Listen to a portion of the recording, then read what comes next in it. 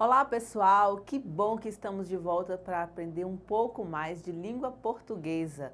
Hoje nós vamos falar de um assunto que nós já vimos, mas que nós vamos retomar de uma maneira um pouco diferente para você ver como que fica interessante o seu texto através dos substantivos que são flexionados em diminutivo e aumentativo.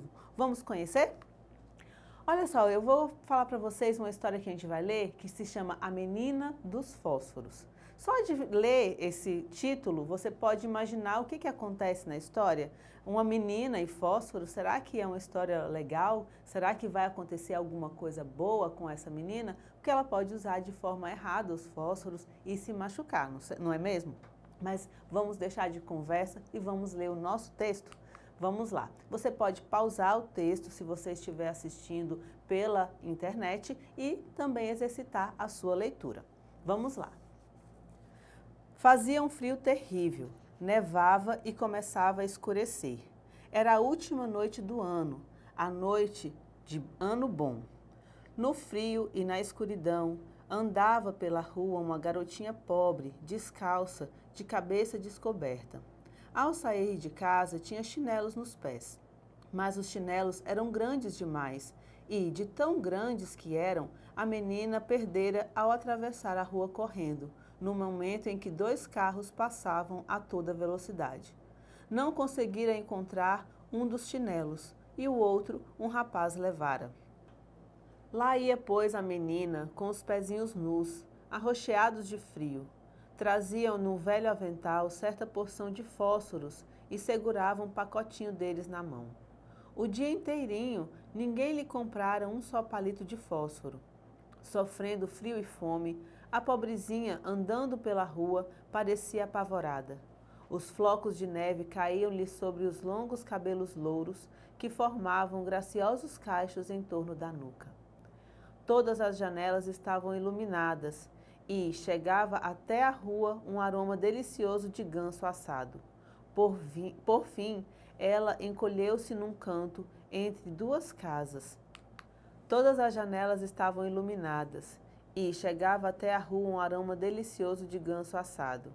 Por fim, ela encolheu-se num canto entre duas casas. Sentou-se, encolheu as perninhas, mas continuava a sentir frio. Não tendo vendido o único fósforo, não ousava ir para casa, onde o pai bateria nela. Além disso, também fazia muito frio na pobre casa onde moravam. Suas mãozinhas estavam congeladas. Um pequenino fósforo lhes faria bem. Pudesse ela, com os dedos duros, puxar um fósforo do pacotinho, riscá-lo contra a parede e aquecer os dedos. Conseguiu, afinal, tirar um e riscou-o. Como o fósforo ardeu e crepitou. A chama clara e quente parecia uma velhinha quando a envolveu com as mãos. Era uma luz estranha. A garotinha imaginou estar sentada em frente a uma grande lareira de ferro.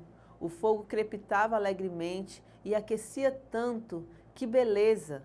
A pequena já ia estendendo os pés para aquecê-los também, quando a chama se apagou e a lareira desapareceu.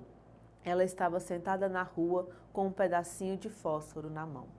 Pessoal, esse conto é um conto muito bonito e que vocês podem acompanhar também nas redes sociais, na internet, fazer a pesquisa dele. Ele é um conto de Hans Andersen com o título A Menina de Fósforo, tá? Ele acaba de uma maneira muito interessante, vale a pena pesquisar. Vamos entender então por que se trata de um conto maravilhoso. Olha só, essa narrativa, ela se dirige principalmente ao público infantil e juvenil, e o texto conta a história de uma menina.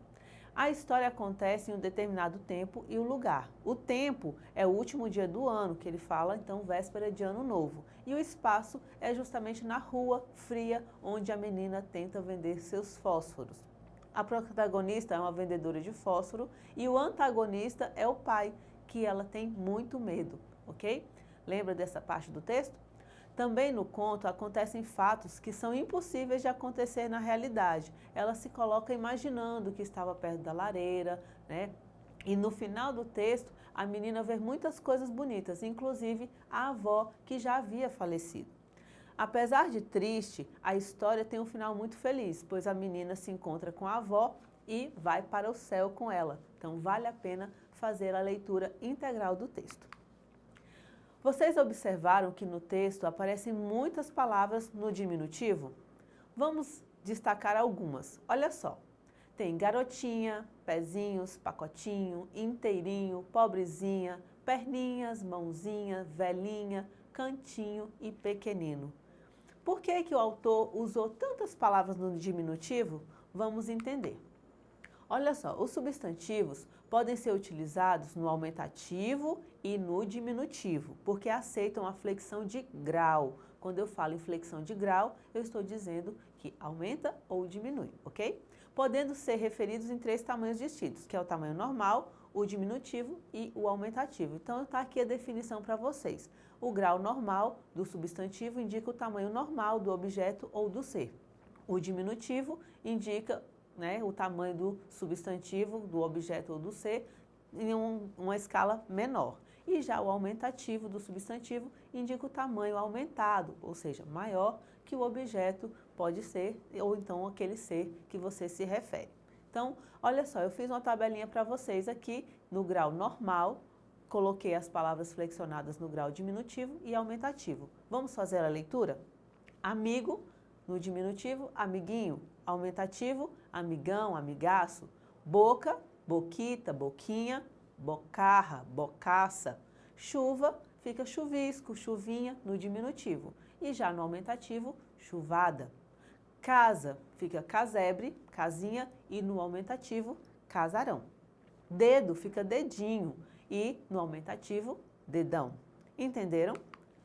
Vamos então agora ver o valor semântico dos diminutivos em algumas situações. Eu posso usar o diminutivo também para diminuir alguma situação, para amenizar uma situação desconfortável. Olha só, aqui na primeira imagem está aparecendo, vamos tomar um remedinho. Então, a pessoa que não gosta de tomar um remédio, uma criança, por exemplo, não que o remédio seja pequeno, mas eu estou querendo amenizar a situação que já é desconfortável. Joana saiu para resolver um probleminha, mas já volta. Então, o problema não é um problema tão desagradável, tão grande assim, e eu estou querendo amenizar a situação. Já nesse caso aqui, eu posso usar o diminutivo para identificar carinho, afetividade, demonstrar isso com as pessoas que eu estou conversando. Olha só na primeira imagem. Que bom que você chegou, filhinha. A mãe não quer dizer que a filha seja uma filha pequenina, mas ela está querendo demonstrar o seu carinho. Pedro ama a escolinha de futebol do seu bairro. Não quer dizer que seja uma escola pequena, mas ele tem grande afetividade e gosta de frequentar as aulas. Então eu uso a palavra escolinha. Eu também posso utilizar a palavra no diminutivo para indicar desprezo ou reprovação. Como assim, professora? Vamos ver aqui nesses exemplos. Que funcionariazinha mal-humorada. Observe que ali o pessoal está falando que adora música de Natal e a moça está falando aqui, fazendo uma reclamação. Então, a palavra funcionariazinha está indicando que é uma funcionária desqualificada para estar ali desempenhando aquela função. Que povinho sem educação. A moça está reclamando de 2 pessoas que estão conversando. Não quer dizer que o povo seja um povo pequeno, de estatura, mas que a conduta deles não é adequada, ok? Também podemos utilizar o diminutivo para palavras ganharem outro sentido, ter outro significado. Olha só, na primeira imagem nós temos uma vaca muito graciosa e com a seguinte frase: organize uma vaquinha solidária no seu grupo de rede social. Observe que a palavra vaquinha solidária não quer dizer que a vaca vá distribuir leite de graça, não quer dizer isso, tá ok? A palavra vaquinha aqui está no sentido de fazer uma cota, uma aglomeração de pessoas que vão se juntar para unir forças monetárias para poder fazer algum objetivo em comum, ok? Já aqui na outra figura do Garfield, está escrito assim: não abra o portão. E ele tece o seu comentário, dizendo: é claro que pode não ser muito sábio abrir o portão. A palavra portão aqui não está indicando uma porta muito grande, e sim uma porta de entrada da casa que dá para a área externa da casa. Não significa uma porta grande, ok? E também podemos o outro significado aqui nas palavras patricinhas. Tem aí as moças elegantes, né, desfilando, e tem a seguinte frase: estas são as patricinhas da escola. A palavra patrício vem do termo que significa bem-nascidos, mas as patricinhas aqui está com outro sentido, que são as meninas bem arrumadas que gostam de desfilar pela escola.